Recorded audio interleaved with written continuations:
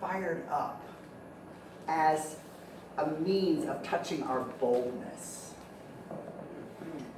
We're going to be exploring some things. We're going to be looking and asking kinds of things in terms of our life work this week. To steal that from Stephanie, we're going to be asking ourselves, what are the things that set our hearts on fire? And then where does that fire come from? Do we notice that some of it may be outside, some of it may be inside? There are things we see in the world and they really hit us in a certain way. We can go through the world and nobody else may notice what it is that we notice. In the same way that nobody else brings to the world what we bring to the world. Our being sets the world on fire. Now the image of fire goes back through history.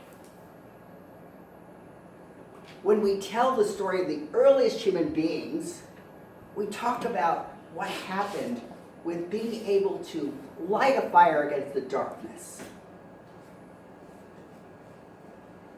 We look at that as a moment of civilization. And that image of fire in the midst of the darkness is a story that's been retold over and over again. How many people have remembered the story of Moses just kind of minding his own business, and all of a sudden a burning bush says, "Hey Moses, I've got something I want to talk to you about." And I don't know about you, but the great thing about that story is, for me, it's like I sometimes hear a call and it's like, "Oh no, that's not me. Yeah. That's not me."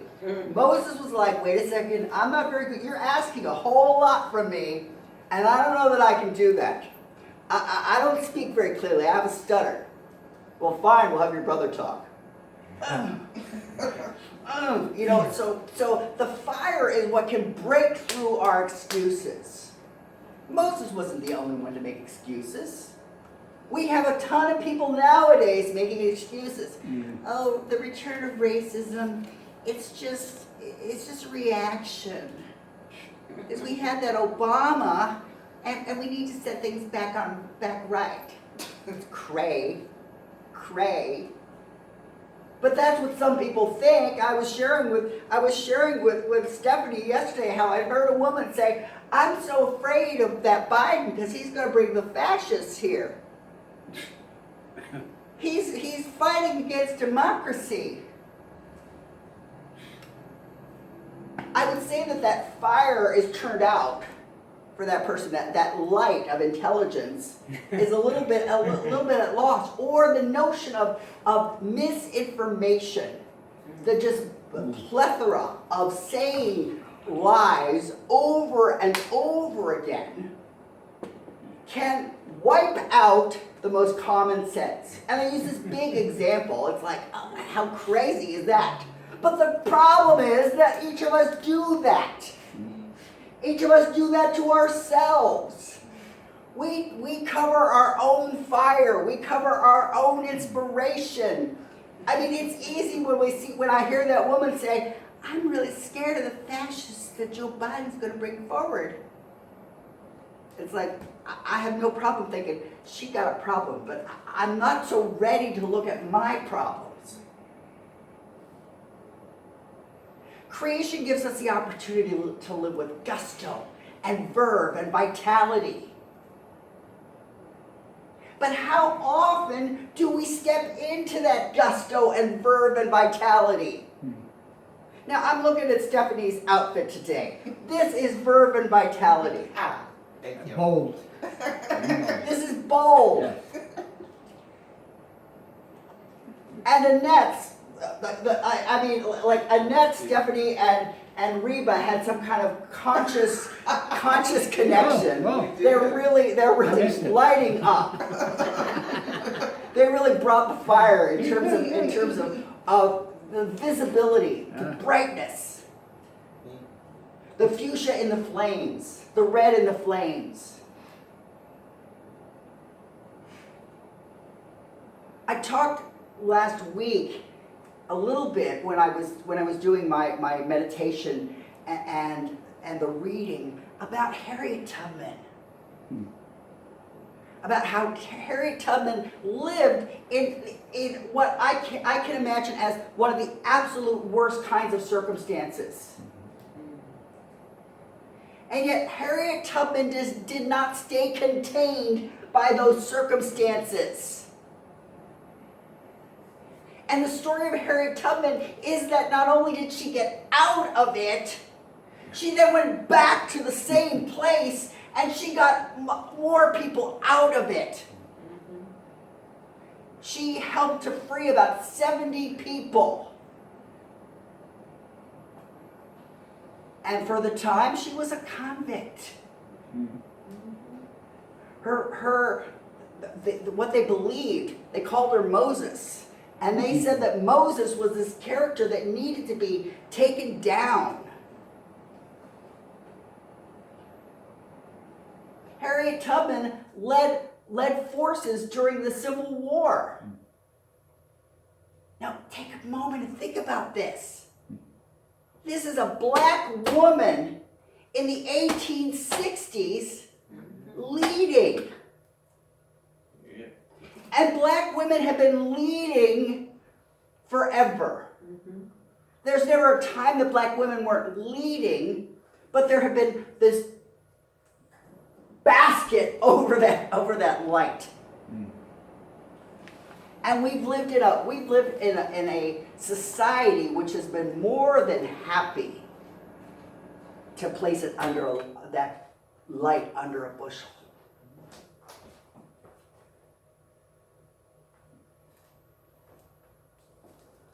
And one of the things that I would say in terms of getting to our light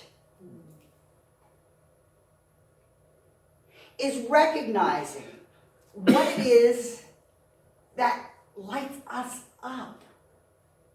I was talking yesterday at Pride when someone was asking us to describe our center, and I was trying to find the words that it's about finding. They said, how much do you use the word God? And I said, well, personally, I don't use God a whole lot because God doesn't really work for me as a term.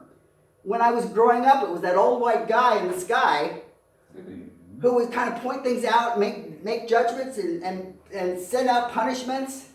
And it wasn't someone that had any appeal.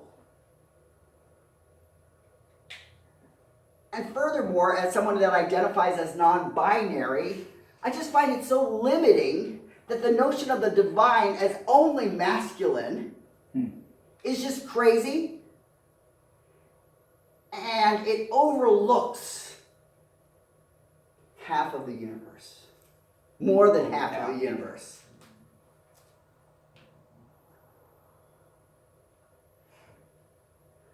From the science of mind, there are so many different names for the divine. There's light, and there's power, and there's love, and there's truth, and there's wholeness, and there's wisdom. And I could go on and on. There's a whole alphabet, and so many words within the alphabet. And the thing is, I was talking with this person yesterday, is that what we identify as most divine may change on a moment-by-moment basis. At one moment, Michael had us meditate around beauty. And our teacher said that for her, when she could come back, she always made sure that every room that she has something of beauty.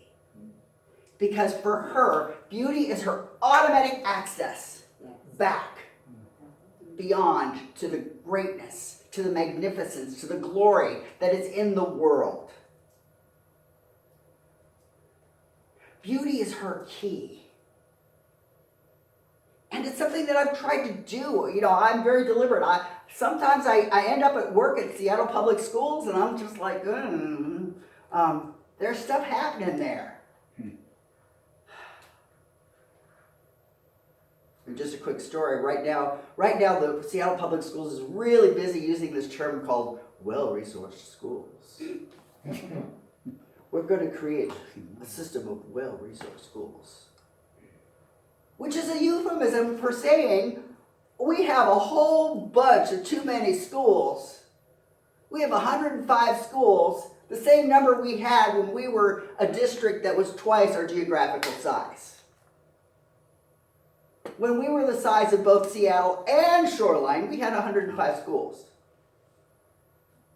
But we kept 105 schools because Seattle School District was like, we want our 105 schools. And some of the schools are at 30% capacity.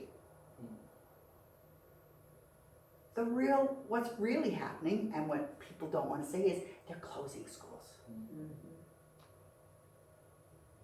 And it takes boldness to say what's really going on, to hide behind all these euphemisms. Sometimes we have to do it politically. I mean, Stephanie, if your boss comes in and is wearing an outfit that you're just like, oh my God. In my head. In your head. In your head. You're going to keep it in your head. You're not going to say, oh my God, look at that. You know, and if the person asks you, what do you think? You're like, that is really interesting. I would never do that. It's a look that I haven't seen before. There are all kinds of ways to say it.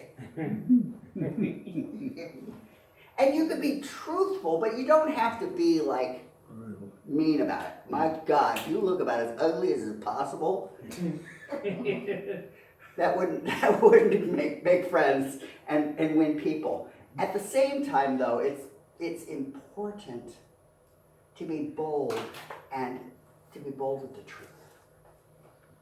And maybe the truth is, that is very interesting. Thanks for asking. Thank you for asking me, I appreciate that. Very interesting.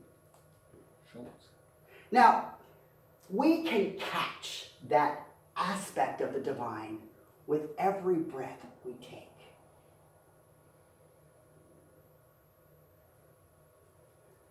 How many of us take our breath for granted? How many of us take so many elements of our lives for granted?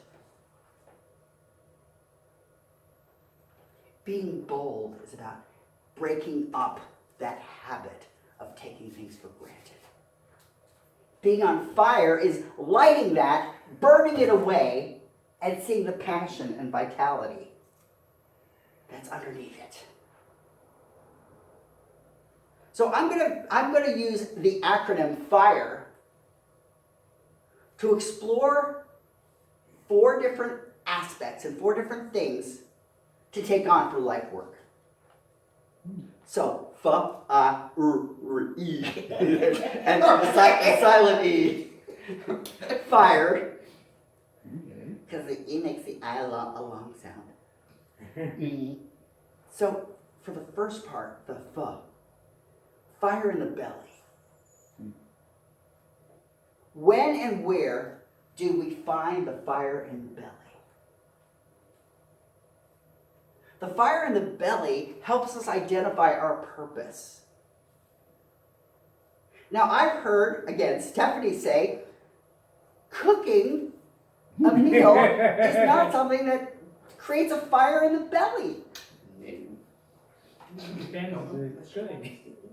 I do love to eat. That creates a fire in the belly. But it's not the creating the meal. No. It's No.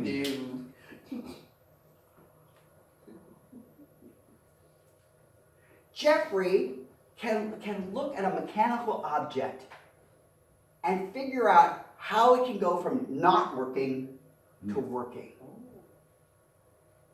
And when he talks about it, he's just excited. And he speaks about these things. And it's like, I know that he's saying things that mean things to him, but it's like, I don't have any clue what that is. true. And it makes things happen. It makes things work. It's not my fire, but it's a fire that, it literally starts the engine. The combustion in the engine is working because of what Jeffrey can do.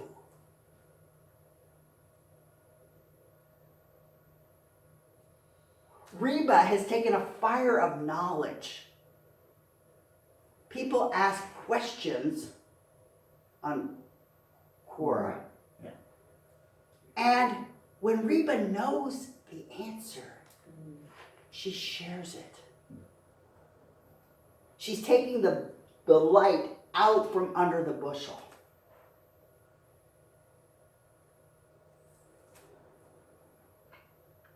Ernest Holmes had written, "Love is the central flame of the universe, nay, the very fire itself. The essence of love, while elusive, pervades everything, fires the heart, stimulates the emotions, renews the soul, and proclaims the spirit." What gives us our fire in the belly is that lively purpose that is unique to each of us. But we can't get to it if we don't put focus on it. If we have a fire in the belly, part of the calling is to follow it. Part of the calling is to be present to it. Part of the calling is to pay attention. It isn't to be like, I got a fire in the belly, but it's too hard to follow. You're not doing it now. I'm putting it away. And I use that quote from Ernest in terms of the love as the central flame of the universe, because that passion that we have, we love different things. And our different things light the world and illuminate the world.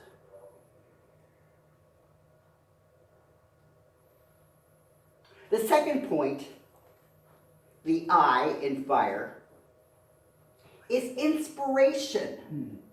Now, when we sometimes get stuck, we're going along and we are thinking nothing is going right. This is not what I wanted. This is not where I imagined myself landing. We're feeling disconnected from the fire in the belly.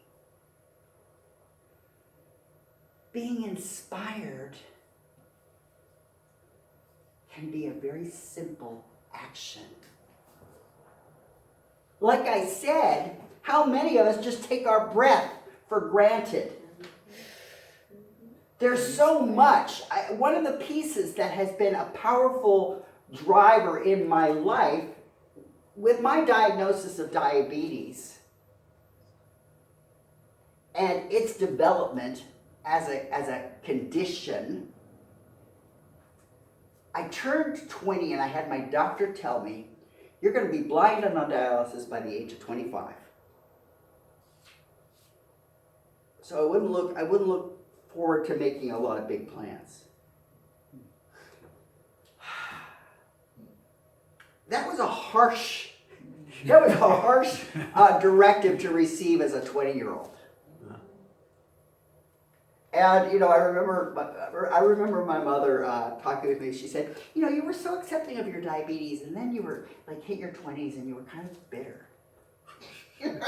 Duh. Wow. I'm like, yeah, I was kind of bitter because I had my doctor say, "That's your dream."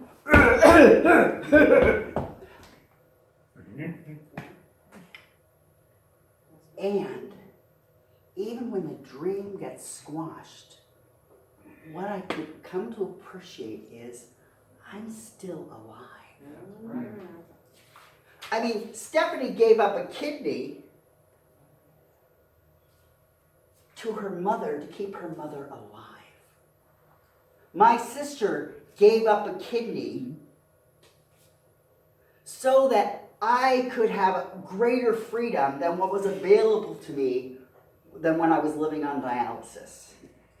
Phyllis too? When I was living on dialysis,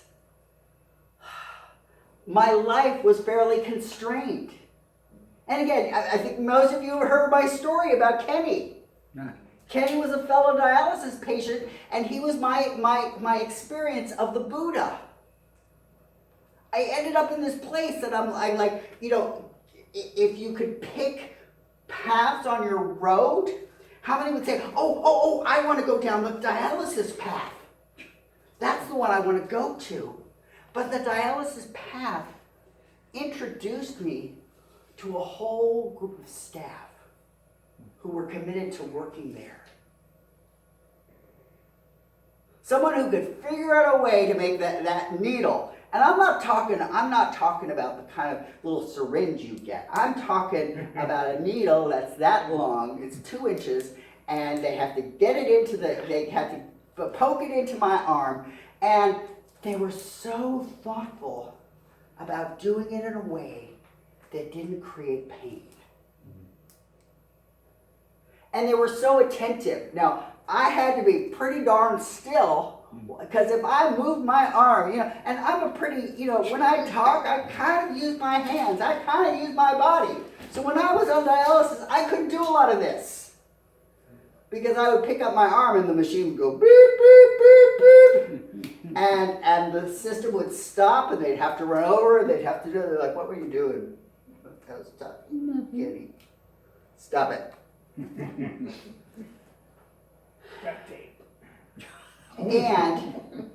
And I'm saying this and telling this story because inspiration can come in the unlikeliest of places.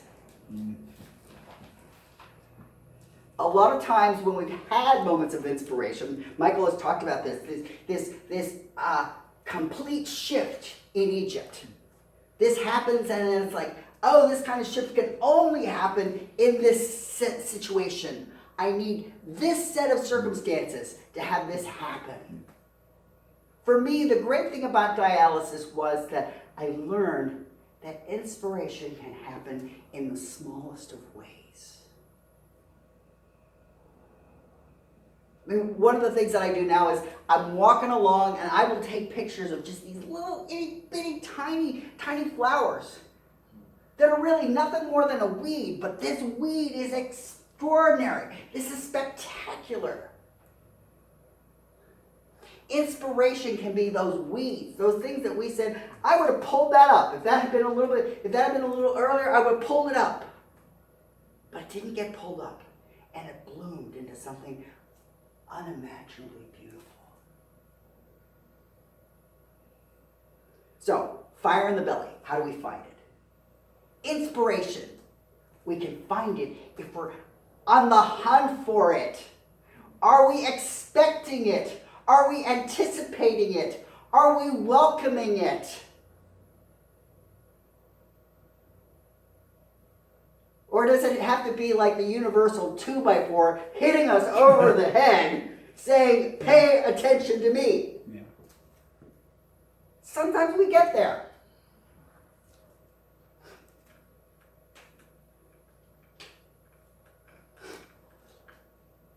Now the in fire is that second half of that statement that we saw in that clip from President Obama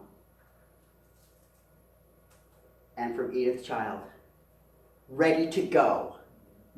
Fired up, ready to go. Are we ready? Do we make ourselves ready? Do we ready ourselves? I'm going to repeat what he said. One voice can change the room.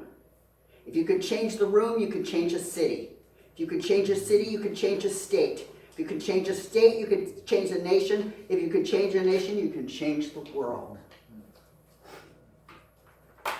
The Science of Mind Global Heart Community has talked about making a world that works for everyone.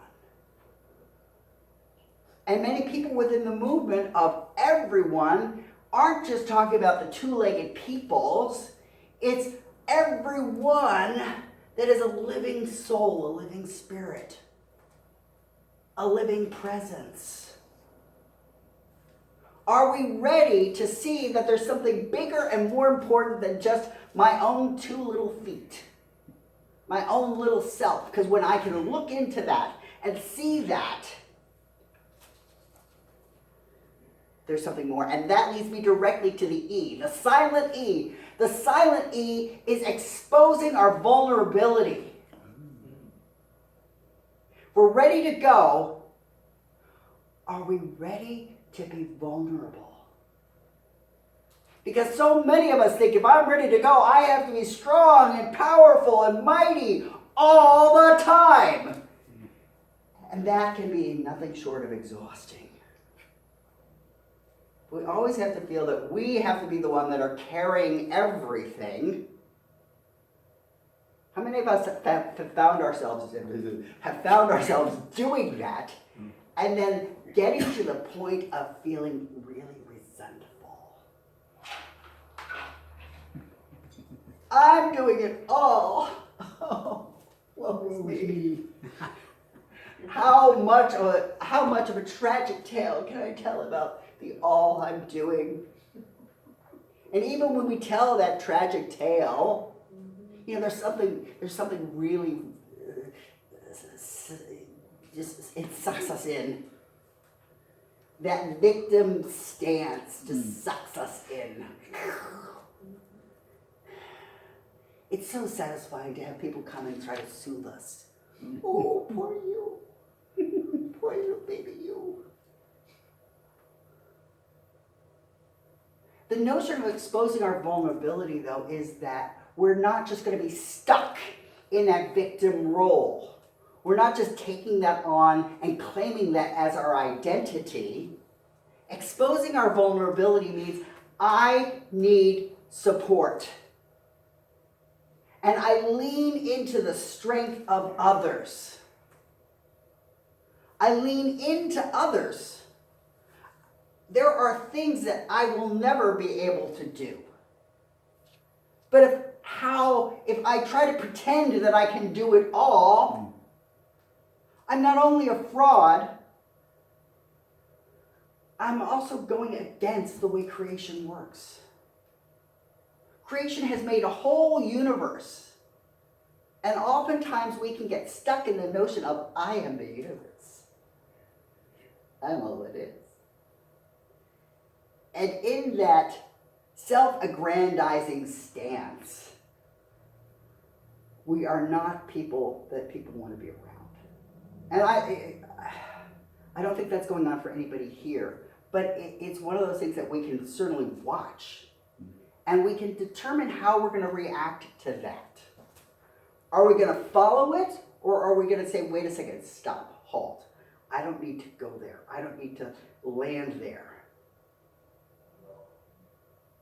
Again, another thing that Ernest Holmes had said is, someday we shall learn to lay our burdens on the altar of love, that they may be consumed by the fire of faith in the living Spirit. Someday we shall learn to lay our burdens on the altar of love, that they may be consumed by the fire of faith in the living Spirit.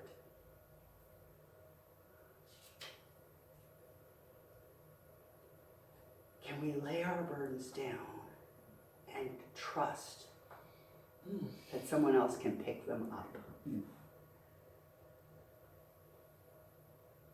So that exposing our vulnerability. We've got that fire in the belly, what livens us up. We've got the inspiration. We've got the ready to go. We've got exposing our vulnerability. Dr. Martin Luther King had also written, we can walk through the darkest night with the radiant conviction that all things work together for the good. I'll say that one again. We can walk through the darkest night with the radiant conviction that all things work together for the good. In the biblical story, the Hebrews, who wandered around the desert for 40 some odd years, made their way through the night with a flame leading them. There was a column during the day, and there was a flame at night. What flame will we be? Alicia Keys sang about the girl that's on fire. How are we going to be on fire with the fires in our belly, with the inspirations, with the going, with the readiness to go, and with our exposed vulnerability?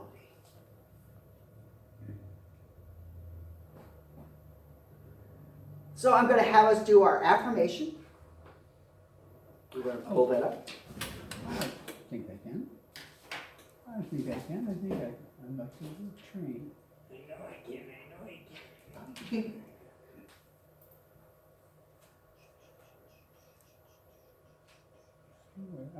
There. There's a little clear. So I'm going to invite us to go through it 3 times. You know that magic number, that magic 3? I live fired up and fully ready to go. I live fired up and fully ready to go. And finally, I live fired up and fully ready to go. And so it is. So it is. Yeah. Fired up.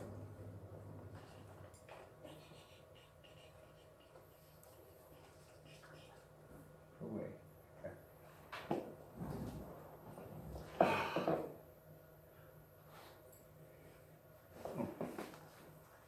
Are you complete? Yes. I thought so.